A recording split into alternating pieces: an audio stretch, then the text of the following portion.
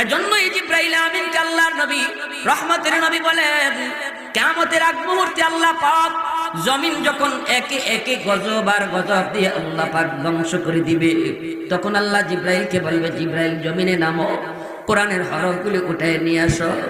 যেই জমিনে আমি মালিকের কালাম থাকবো, কোরআনের হরফ থাকবো, এই জমিন আমি ধ্বংস করতে পারি না। আমার সিদ্ধান্ত জমিন ধ্বংস করব, এর আগে কোরআনের হরফ তুমি উঠায় আনো। বাংলার মুসলমান কোরআন কইলা দেখবি কোরআন আছে, হরফ নাই।